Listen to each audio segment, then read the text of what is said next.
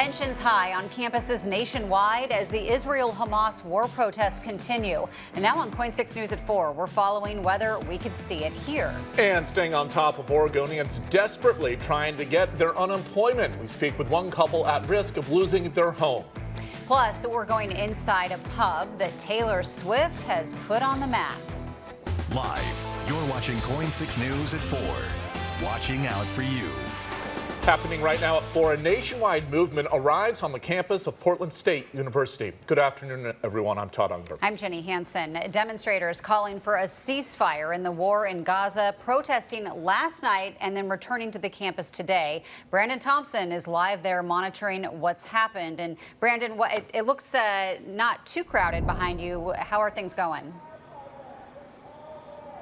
Yeah, we have really tracked a couple dozen people gather here on the South Park blocks in front of the PSU library today.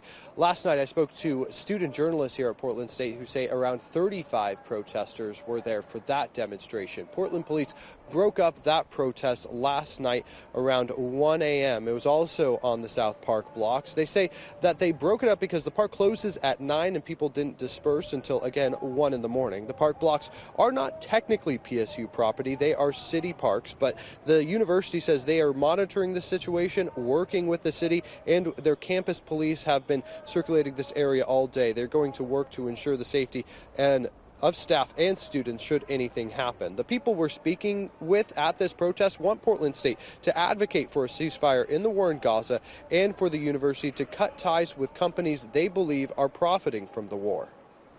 It takes a lot of courage to stand up to people in power, and this new generation is starting to do it. And if everybody stands up and we stay together, they can't defeat us. There was no direct confrontation. There was no physical confrontation. They sort of stood a couple feet back and yelled, "Hey, you guys got to leave." And then they left. So in a letter to the university, from University President Ann Cudd to PSU's community, Ann Cudd said the university will pause accepting donations or gifts from Boeing, and that, quote, "The passion with which these demands are being repeatedly expressed by some in our community motivates me as a scholar of academic ethics and a university leader responsible for the well-being of our campus constituents to listen and ask additional questions." Cudd says the university will also host a forum to hear the concerns from students as well as debate the way that PSU should go forward. Cudd says that no students or faculty have been sanctioned for being involved in a protest that has happened at other institutions in other states. We'll continue to monitor this and bring you updates tonight at 5. Live at the PSU campus, Brandon Thompson, KOIN 6 News. Yeah, and as you mentioned, things have really escalated on some of those other campuses across the country. Hopefully it doesn't happen here in Portland. Yeah, well, as you just heard from Brandon, the protests are developing coast to coast, both at public and private schools, some of them getting very heated. Elizabeth Den joining us now with an update on where some of them stand. Liz? Yeah, Jenny and Todd. So we are, of course, keeping a close eye on Columbia University. That's in New York City. That's also where another deadline has come and gone for demonstrators to break down their encampments on the campus. Columbia University is working to regain control by keeping outsiders out. Security now checking IDs so only students and staff can get onto the campus. Students around the nation, though, it's not just at Columbia, also at UCLA, among other schools, they are demanding their schools cut ties with companies that do business with Israel, while others worry the hostages still held by Hamas are being forgotten. If you actually want peace to be achieved as we do, and if you want a ceasefire, the hostages need to be released. We are here to make sure that the UC is not actively funding the violence that's happening abroad. The University of Southern California announcing it is canceling its main graduation ceremony. Officials there citing safety concerns. Meantime, a group of Columbia students filed a lawsuit against the university claiming the pro-Palestinian protesters have been victims of discrimination. And Todd and Jenny, as we mentioned, this has been going on for quite some time at many different campuses, and we understand that this will continue on likely for days to come, especially going into the weekend. Yeah, and like you were saying, we've seen kids who've been kicked out of their schools for some of these protests and people who work at them too. So something we're going to continue to follow. Thanks, Liz. Thanks, Liz. We'll stay with KOIN 6 for all kinds of updates on this. We'll be following what happens at the protests coast to coast nationwide on air and online.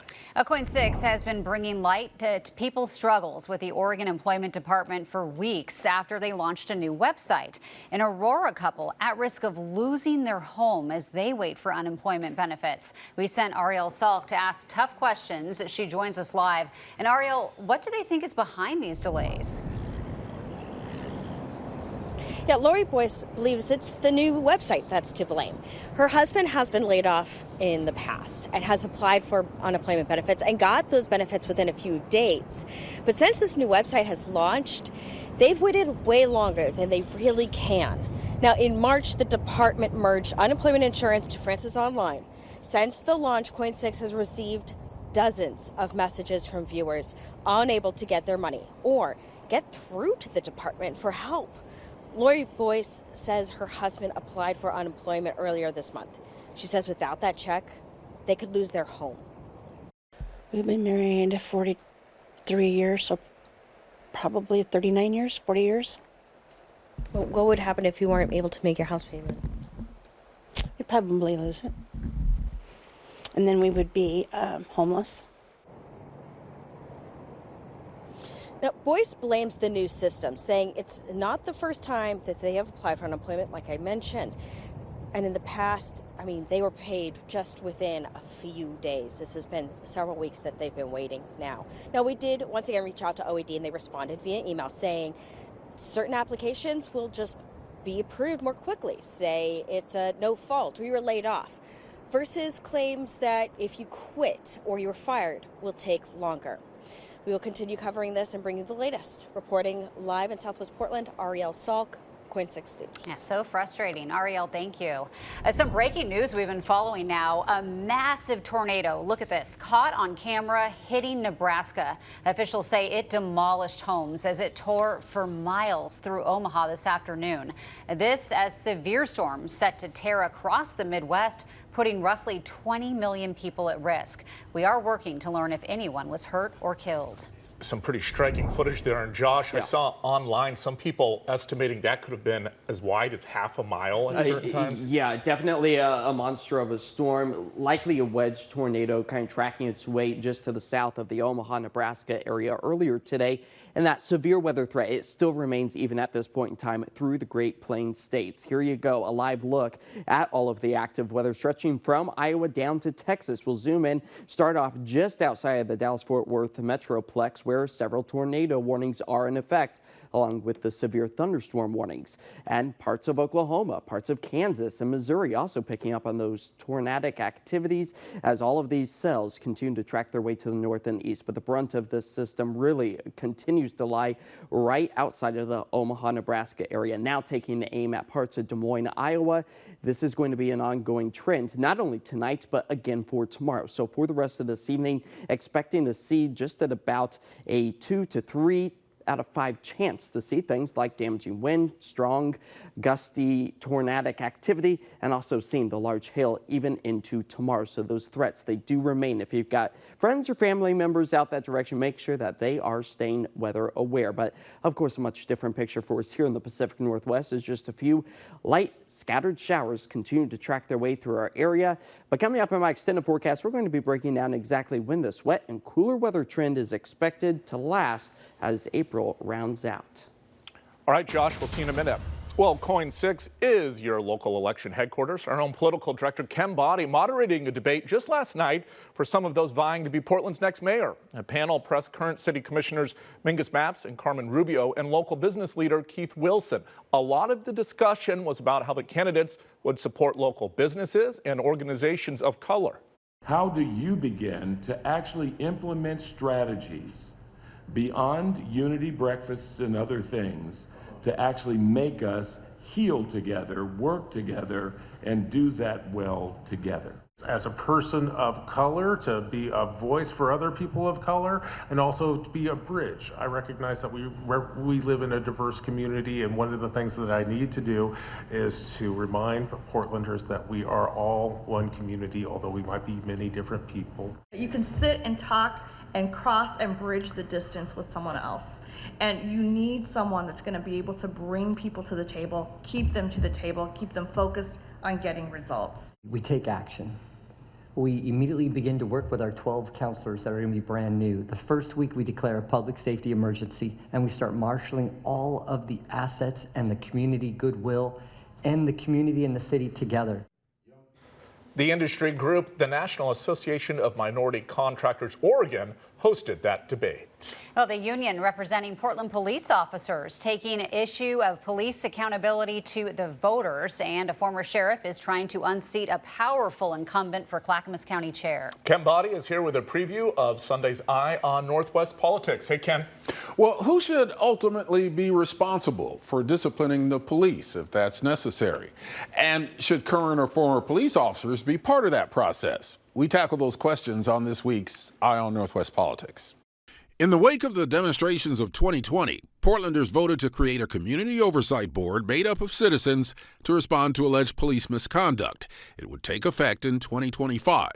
But the Portland Police Association is proposing 2 ballot measures, one of which would reduce the disciplinary powers of the board, challenge its funding, and allow former law enforcement officers as members. I sit down with Portland Police Association President Sergeant Aaron Schmautz, who says the board, as currently conceived, could have a built-in bias against police. And our concern is that at implementation, if you have a board that has bias kind of baked into the cake, you're going to end up in a situation where you are pitting the community against our law enforcement officers, which is a problem. I also sit down with former Clackamas County Sheriff Craig Roberts, who's coming out of retirement to challenge Clackamas County Chair Tootie Smith. Roberts is concerned about the ballooning cost of the new Clackamas County Courthouse and how it could affect services and employees. The financial situation facing Clackamas County is, as I would describe it, as a financial tsunami. So what are his solutions? We hash it out on this weekend show. Also, we introduce you to a Portland High School Constitution team that just scored big in a national competition. That's this weekend's Eye on Northwest Politics, Sunday at 4:30 on Portland CW and 6 p.m. on KOIN 6. 2 very interesting discussions about topics that are at top of mind for people both in Multnomah and Clackamas counties. Absolutely. All right, Ken. Thank you. And May's primary election is fast approaching. The deadline to register is April 30th. Now, you have to be registered with a party in order to vote in that party's primary. That can be done entirely online. Ballots will be mailed to voters on May 1st. Then primary election day is May 21st, and the general election is November 5th. Coming up next, why a popular ramen restaurant chain in Portland is closing its doors. And see the iconic carpet returning to PDX. Also, CORE has a preview of the 82nd Avenue of Roses Parade.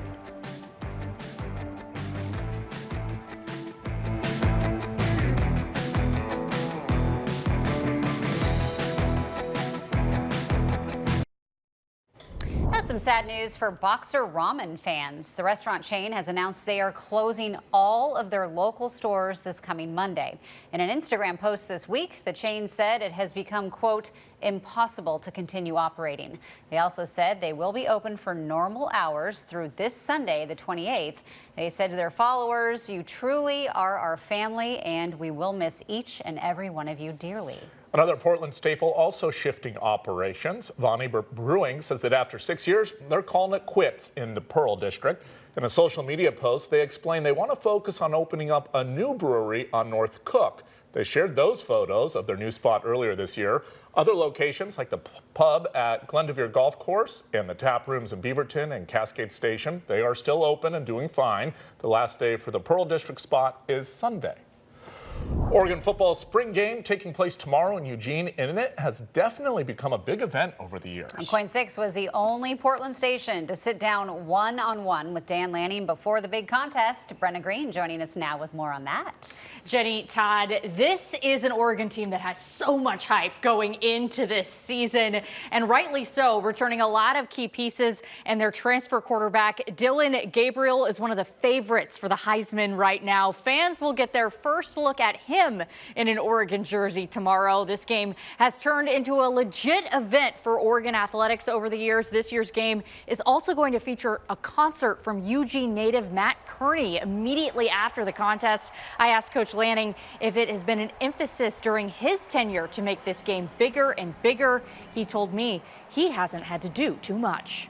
I think that's something our fans have emphasized. One, they realize the impact that this spring game creates, you know, for us in recruiting, for us as our players, you know, trying to create that game day environment. And you watch a lot of spring games across the nation, they don't mean as much as they mean here in Oregon. This place is special because of that fan support, how much they care. And, you know, we really enjoy having them there in the stands and making part of this experience for them.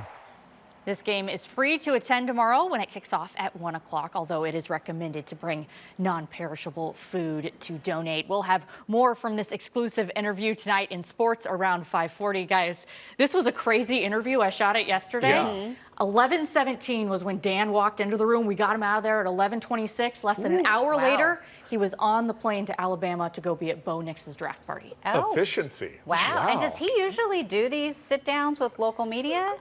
There's been a few over the years, but Okay. there hasn't been many in Portland Right. recently. Good I can't think of get. anybody. I can't think of anyone else that's had one recently. You're a big deal. Yeah. Oh, yeah. Very big deal. There you go. I like the hair flip. All right. Thanks, Thanks, Brenna. Brenna. Hey, don't worry. The iconic carpet at the Portland International Airport back in the main terminal. Now, when the airport announced a major remodel, flyers expressed concerns that the new look may somehow take away the beloved pattern. Port of Portland shared this video today showing that carpet going back where it belongs. That's right. It's very 80s. It they is. replaced it with something a little more I know. subdued, but I noticed that when I moved Yeah. back. It was a little bit subtler, but I Yes. like the original look. yeah, loud. Yeah. Like you. Looking ahead to the 82nd Avenue of Roses Parade, this will be the 18th year here in the Rose City. Cor Harlan visited the Eastport Plaza for a preview of that community celebration. And we have clowns. I want to just introduce you to, this is Cha-Cha the clown here. She got her, what's your nephew, right? You get some Starbucks in you and a cup of coffee and a donut? Yeah. Yeah, you're feeling better now. He's not, see that kid smiling. I knew he could smile. Cha-Cha, you're good. Thank you for the nose, by the way. Nose is by Red Nose Factory. Red Nose Factory. They got clips on the inside of them. Actually stick to your nose. You can breathe through these, too. Adding an air of credibility to the 82nd Avenue of Roses Parade. The Royal Rosarians are here with the beautiful things. And you know what? I say once a queen, always a queen. Here's a former queen of the Rose Festival, not a princess, but a queen. And you always can say you're the queen, not a princess. That's always a good thing. It is. That's good. You're looking good this morning, too. All right, Red Nose. Eileen, how are you this morning? We got a little wet. She got the red nose on, but you still have your tiara. You're kicking it. You're killing it here. You're killing it. And Miss Tall Portland as well here, too. Yeah, I elect you guys every year? Yes. New Miss Tall Portland? Yes, I'm the new Miss Tall Portland for Skyliners Club. Couple criteria for Miss Tall Portland. What are they? Of course, being tall. For women, yeah, I need to be tall and be involved and get involved in the community. And I tried out for Mr. Tall Portland, and I didn't have the personality for it. It was too toxic. A great time for a parade, as I say, rain or shine. It doesn't really matter.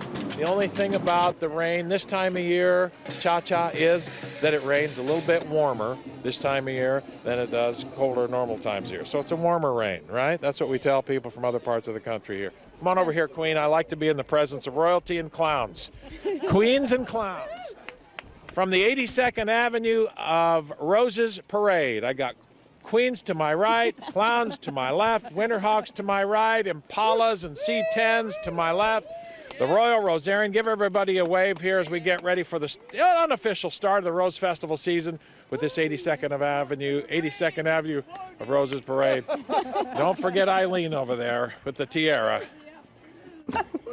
You come for the story and you stay for Cor's comments, right? Too toxic. I like that one. Well, I like how I told that woman that she was still kicking. I know. She is. God bless her. What? Yes. Oh. Okay. So, anyway. I got to follow that now. Yes, you do. Yeah. Yes. Womp Well, womp. and I'm talking about the rain, so yeah, really want for us. But you know, overall, the rain showers are a good sight to see. It's April. It's what we expect to see here across the Portland metro area, and our city is still just spectacular, even as the sunshine tries to fight through some of that cloud coverage. And of course, the rhododendrons really putting on a colorful show as well. A live look right now over downtown Portland as the cloud coverage still remains, and our temperatures actually getting up on the comfortable side this evening. 59 degrees is where we currently sit, and mostly dry as those winds are out of the south at about 8 miles per hour. Sunset right around 8:20 or so. Now, for your showers past forecast, we've got the yellow bikes to go. So if you're brave enough to maybe run into a stray raindrop or two, you can go ahead and go on that bike ride this evening as those temperatures fall back into the mid-50s. Radar and satellite showing that those rain showers are tracking their way through our area. Some sections of southern Washington County picking up on some heavier downpours right now, all indicated by those yellows and oranges that are tracking their way from the west to the east. All part of the moisture that continues to find its way back into western Oregon and Washington. The cloud coverage, it's not going anywhere anytime soon, especially as we work our way into the weekend, and the rain showers doing just about the same. But that is good news, especially when we look at our drought situation over about the past month or so. You'll notice that we did see some improvements with the moderate drought removing itself from the northeast corner of our state.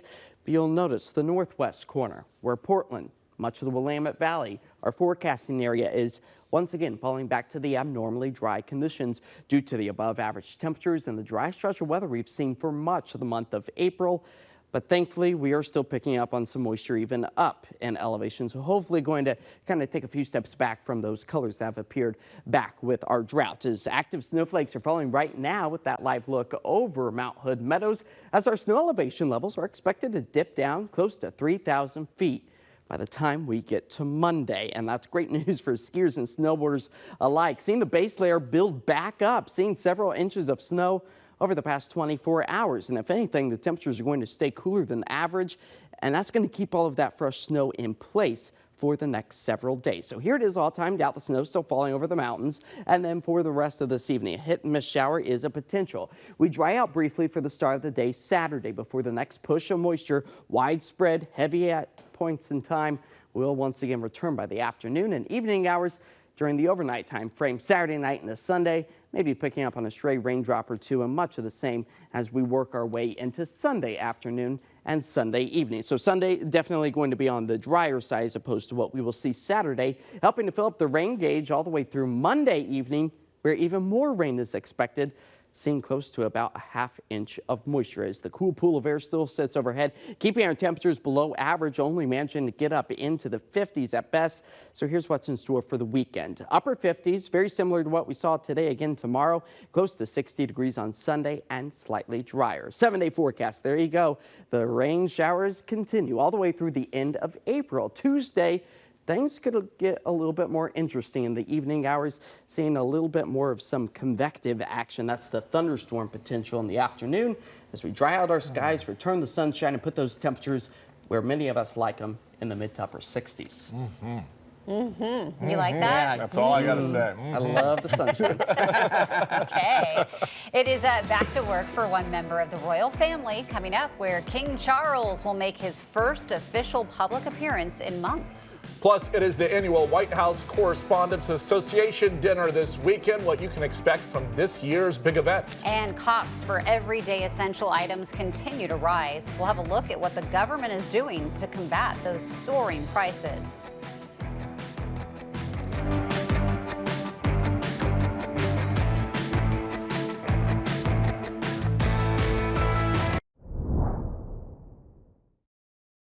New inflation numbers show the cost of a lot of essentials, basically the basics, remain high for consumers. And Jesse Tenor reports on how the government points to gas, car insurance, and healthcare prices for keeping overall inflation elevated. Inflation is stubborn. The government says prices rose at an annual rate of 2.7% last month, just a bit higher than the month before. Inflation remains persistent and unacceptably high. Mark Hamrick with Bankrate says one of the sticking points is healthcare costs, which make up about a fifth of the economy. Hamrick says unexpected trips to the doctor often hurt consumers the most. That can really be damaging to their personal finances. Vincent Plimo with the Colorado Division of Insurance says the cost of owning a car, from insurance to repairs, is also driving inflation. To do anything, you need a car, and so that's going to impact people. Inflation has been a constant headache for the Federal Reserve as it's tried to slow price increases with higher interest rates. The Fed would like to begin reducing interest rates if they thought they had essentially permission from inflation to do so, but they do not. Hamrick says the new report means the Fed will likely not cut interest rates until September at the earliest. Betting on that at this point is probably something that would require long odds. But the numbers weren't all bad for consumers. While the price of restaurant meals continues to rise, grocery prices are staying steady. In Washington, I'm Jesse Tenor. And new information coming to light concerning Governor Tina Kotek and how the role of the first spouse may be affecting employees in Salem. Just this afternoon, our newsroom received thousands of pages of emails concerning Kotek and first spouse Amy Kotek Wilson. KOIN 6 and other news organizations made the request for these emails after 3 senior members of Kotek's leadership team left their positions for various reasons. Those staffing changes coming shortly before reports surfaced that Amy Kotek Wilson sits in on staff meetings focused on behavioral health. Oregon's Ethics Commission is also investigating multiple complaints about the duties Amy Kotek Wilson assumed after the governor took office last year. Our investigators are currently sifting through those documents. We will be releasing more as we process all of that information. Tomorrow night, politicians, celebrities, and journalists all gather in D.C. for the annual White House Correspondents' Dinner. It is still a huge night in the country's capital, but is the event losing some of its appeal in the rest of the country? I sat down with the Hill columnist Judy Kurtz for a preview. Judy, always good to see you. Thanks for making some time this week. Let's go ahead and talk about the White House Correspondents' Dinner. Safe to say it doesn't quite get the attention maybe it once did, at least outside of D.C., but what do you expect on Saturday night?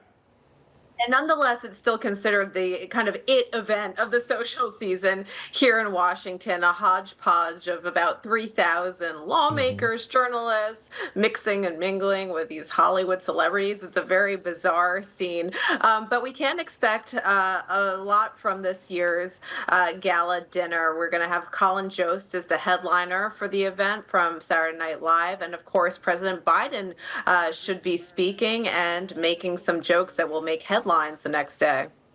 The host really seems to define a lot of how this evening ultimately goes. What do you expect from Colin? We don't really know what to expect from Colin Jost. He's been tight-lipped about his approach to the dinner. It's a notoriously tough room. I will tell you that, Todd, from being in that room for the past several years at these dinners. A very buttoned-up crowd of politicians and journalists who, aren't always laughing at every joke. Has social media kind of changed how the night plays out? Absolutely, because you get these tidbits from the dinner.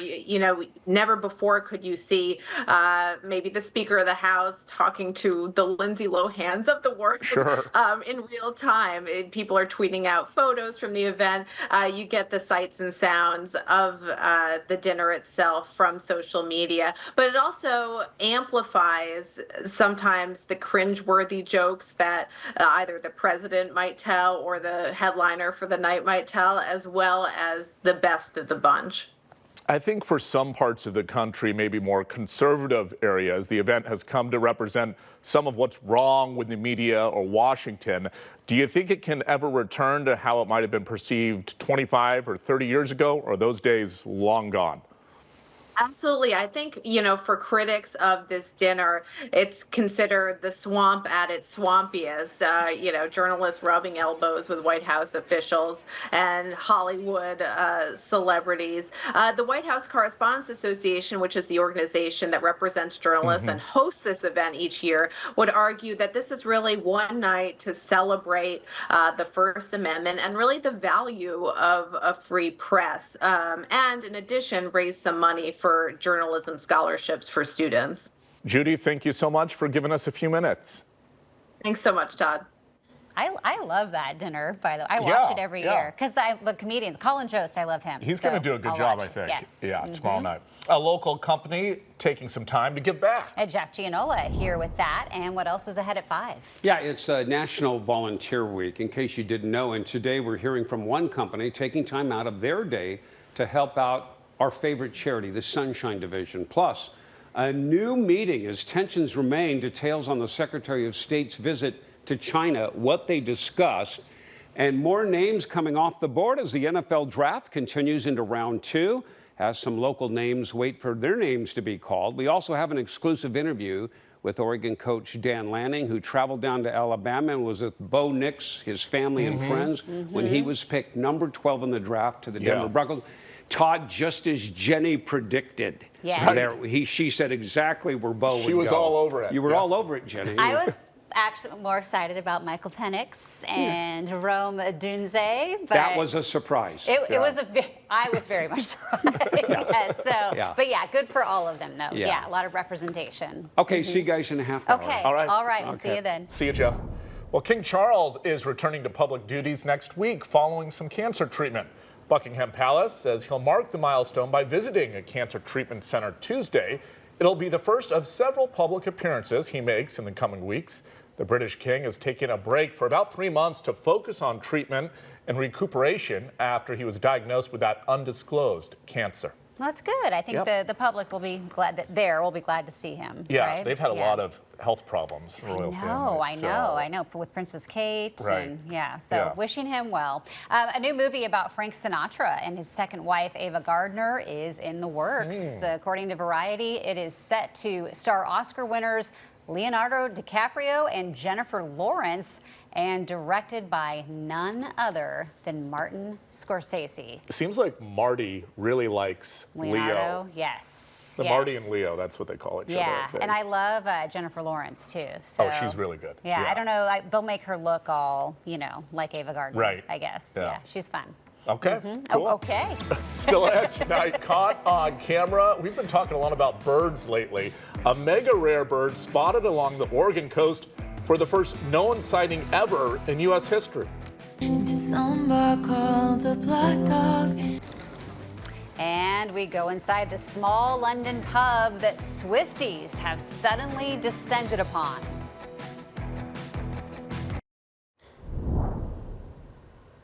Well, we are following up on a small pub in London that Taylor Swift has definitely put on the map. I mean, after I've heard this song, I want to go there now. It does have the same name as a song on her latest album. And as Lee Canary shows us, Swifties are adding that pub to their hit list. There are more than 4,000 pubs in London, but only one Black Dog. Into some bar called the Black Dog. That's Taylor Swift. Big Ben, Westminster Abbey, we just came from. Yeah, we went to the Crown Jewels. We're going to see Les Mis tonight. And then we're doing Black Dog. And the Black Dog, which is all on the same level of importance. And that's Ethan and Gracie from Texas, who are sightseeing. Swift's lyrics pin this place to a map of where she may have gone with British boyfriends. She dated Joe Alwyn for 6 years, but she also briefly was dating Maddie Healy for a few months after she broke up with Joe. Yeah. And where Taylor goes, Swifties follow. So we hit all the spots that are Taylor Swift related, made a bunch of TikToks about it. Swift's Tortured Poets Department is the first album to get more than 1 billion streams on Spotify in just 1 week. And you can cheers to that with an Aperol Spritz, Taylor's version, or perhaps a more permanent tribute. I Love You to the Moon and to Saturn. Which is from the song Seven. So my sister got the moon and I got Saturn for Taylor in London. Swift's fans at the pub, their devotion out of this world. Lee Canary, CBS News, London. Oh my gosh. I love how that one person was like the Crown Jewels and equally as important. I would say this is more important than the Crown Jewels. I'll tell you, I've been to London. Yes. There are a ton of bars, a ton of pubs. There are, So yes. it's very competitive. Yes. These folks have a leg up now, big time. They probably don't know even how to handle this No. whole thing. Yeah. By the way, we're going to start doing this on Fridays, a Swift Couch Talk. Oh my gosh. Yeah. We should do it every day. No. Okay. All right. Maybe once a week. Okay. That's enough. Coming up next, the Portland Ballet getting ready for a new show, and our Travis Tyke is giving it a try. Oh, he looks good. Also, a rare bird spotted for the first time in the U.S., and it was in Oregon. April showers continue across the Pacific Northwest, so as we work our way towards the weekend, you've only got a few opportunities to get the lawn work done as even wetter weather takes us into the month of May. We'll be discussing when we start to dry things out right here on KOIN 6.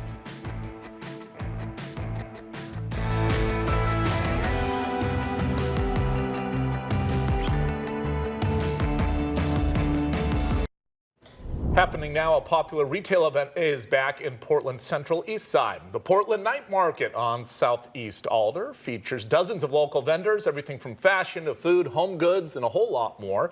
It is tonight and tomorrow from 4 until 11. It's open to all ages, and it is free. Yeah, all right, the Portland Ballet gearing up for its rendition of A Midsummer Night's Dream next month. So we sent Travis Tyke to give ballet a try.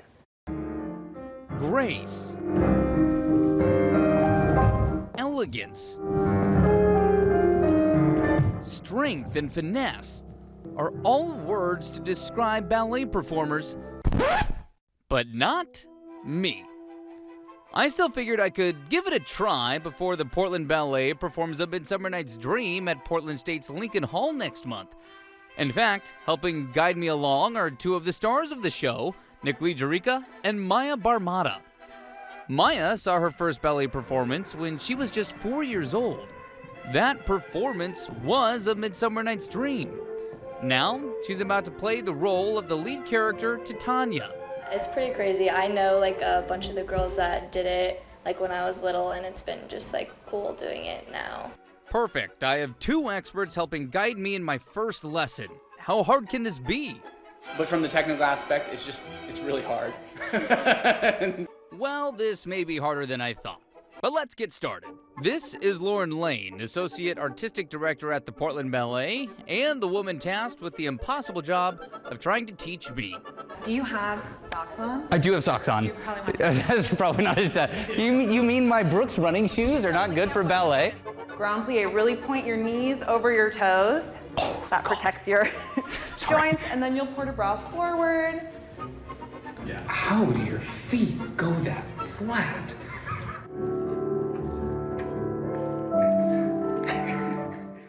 Well, now that I sort of have a little bit of the basics, it's time to try and put lesson number 1 all together. Fondue up to passe and extend. Get your knee all the way straight as you extend. Inside leg, straight leg, passe, turn in, and everything rotates. Point your toes. Pointed. And reverse. From the back of your leg up and extend. Now use your inside leg, which is the one towards the bar. So left leg and up. And outside leg, right leg, passe. Turn in, turn out. Then you're gonna fondue, tendu, and squeeze to fifth, détourné, and you're done. Totally. 10 out of 10. Because I am obviously a natural and picking this up oh so quickly, it's time to add in the saut de chat. In layman's terms, that's the jump where the performer essentially does the splits mid-air. Easy peasy.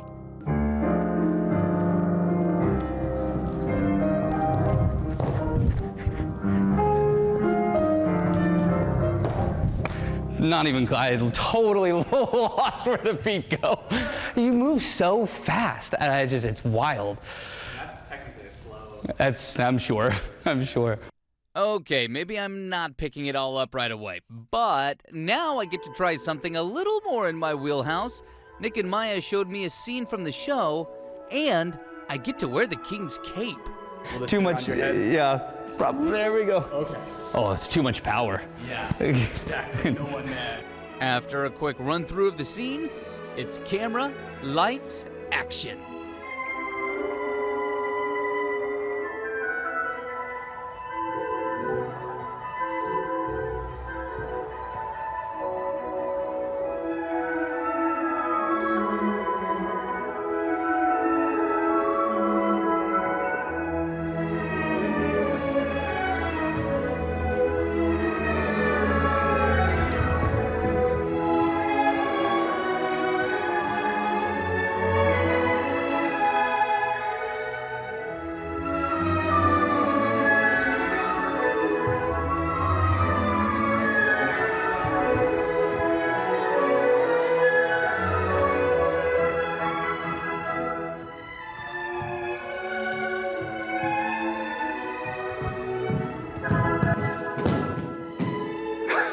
Very nice. Oh man, that was good. He looked like he was in pain a lot. Our director Karen got in our ear and said, "It's a good thing he plays golf well." He's so cute. You know we love what? Travis. I give him a lot of credit because Right. I would not have been You're up not this out stretch. there. No, Yeah. no. I'm Makes not sense out as there. why he was limping in here the other Yeah. day, just so Aw. sore. Well, maybe it'll become a thing with him. Maybe I don't he'll, think so, he'll take that on. Yeah, okay. All right. Well, weather-wise, it's, kind of a Friday. Yeah, hey, we made it through the weekend. did. And there are some dry spots as we work our way in towards the weekend, as we now take a live look out over the Vancouver waterfront thanks to the Hotel Kirkland Tower camera. And we are really seeing some of those clouds break apart and just a little bit of sunshine trying to fight through some of that cloud coverage as our temperatures hover just below the 60-degree mark. Now, the on-again, off-again rain shower potential, it does take us through the rest of this evening as our temperatures start to slide back into the mid-50s as we approach the midnight hour. Radar and satellite showing just a few heavier downpours just pulling their way out of the Newburgh area, the far eastern quarter of Yamhill County, as well as everything tracks its way from the west to the east. And we're going to continue to see this for the rest of the overnight hours into the start of the day tomorrow before yet again more widespread persistent rain showers once again return. But already in the bucket today, picking up a couple of 100ths of an inch. These numbers have the potential to climb ever so slightly for the rest of this evening. Hillsborough closer to that 10th inch of a mark. But overall, we are really seeing the abnormally dry conditions return to much of the Willamette Valley and the northwest corner of our state. That is all due to the lack of rain we've been seeing for much of this month and the above average temperatures along with those drying east winds. So it's good that we have that rain potential across our area, but unfortunately it's in abundance out towards the Great Plains states. That's where severe thunderstorm activity is really ramping up this evening. They'll see much of the same tomorrow. We're talking about large damaging hail, gusty winds, and even the tornadic activity where we've already gotten several reports of just that out towards the Omaha, Nebraska area. Everywhere that you see the polygons, that's a warning that's in effect. The red ones out towards parts of Kansas and Iowa right now. That's where the tornadic activity, tornado warnings in effect as this line of storms takes aim at much of the central interior regions of the state of Iowa. Closer to home though, expecting to dry things out ever so slightly come Sunday, and then scattered showers take us all the way through Tuesday before we slowly start to dry things out. And our futurecast does paint a bit of a wet picture for us here over the next 24 hours. There you go, the next surge of moisture pushing its way onshore just in time for the mid-morning hours tomorrow, staying with us through the afternoon. Snow falling as low as about 4,000 feet for the high terrain of the Cascades. But Saturday night into Sunday, slowly drying out, keeping the cloud coverage, so early morning lows will stay on the comfortable side before we slowly start to dry things out Sunday. But still, a raindrop or two is a very real potential. Even into Monday, where more rain is expected, filling up the rain gauge close to about a ½ inch for the Willamette Valley. We're talking about maybe an inch, inch and a half for some of our coastal spots. Now, as far as your lawn care goes, tomorrow, maybe not a great day to trim the yard, but once we move into Sunday, you got a small window before the next round once again returns on Monday. So Sunday, that's going to be your lawn work day. 50 degrees tonight, cloudy and maybe a raindrop or two. Tomorrow, much of the same as what we saw today, more persistent rain in the afternoon as we approach 57 degrees. 7-day forecast does show a lot of wet weather staying with us all the way through the end of April. Tuesday, things could get a little rocky in the afternoon. We'll keep a close eye on that thunderstorm potential as the temperatures get back up into the mid-60s with plenty of sunshine by the time we roll into the end of next week. And if you start looking further, it could get warmer. It could. I know. But what do we say? Models change. Models I know change. Sometimes change. you have scolded me for getting too excited I know, in the past. but Yeah. there's hope. There is hope. Okay, Yes. we'll take that. Thanks, Josh. Well, caught on camera, an ultra-rare bird spotted along the Oregon coast. This was last weekend at Hug Point State Rec Site south of Cannon Beach. Look at how blue it is. Michael Sanchez of Vancouver telling us he was snapping pictures of the falls at sunrise when he noticed it. He was unaware he was taking a photograph, a first in the U.S., of a blue rock thrush. According to experts, this is only the second unofficial sighting in the entire documented history of North America.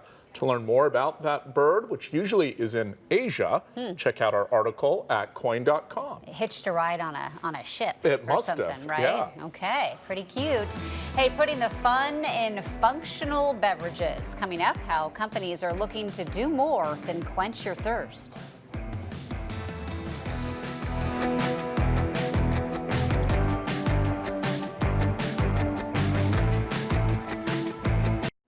Well, from water to sports drinks, beverage companies are adding healthy ingredients, promising to do more than just quench your thirst. Now the same idea is being served up behind the bar. Ian Lee reports. All of these herbs, spices, and mushrooms are being served up in a bottle.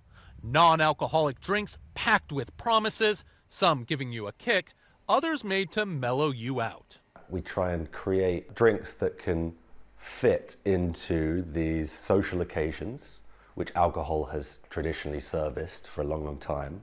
Got a couple of ingredients. Three Spirit is a company on the frontier of functional drinks, giving consumers a natural beverage to change their mood without the hangover. So they can help you feel a bit more relaxed in stressful situations, or they can help raise your metabolism to give you more energy. Their most popular, called Nightcap, made with valerian root, lemon balm, and hops, helps you wind down. So it's a slow sipper at the end of the night, and it makes a real mean old-fashioned style drink. I like the complex flavors. It really is not what I expected. Creating functional beverages is a growing industry. A low to no alcohol market, analysts estimate, is worth more than $13 billion globally. Alcohol-free is at early days, functional is at really, really earlier days. At London's Club Soda, Laura Willoughby guides people through her shelves of designer drinks. Some offer an alternative to beer, others give a twist on favorite cocktails. Having functional ingredients in your drink allows people to think they're gaining something. Something other than a headache. Just knowing that it's got some added benefits that mean that you could go out to the pub with your mates and come out healthier. How amazing is that? Letting people drink to their health in a healthy way. Ian Lee, CBS News, London.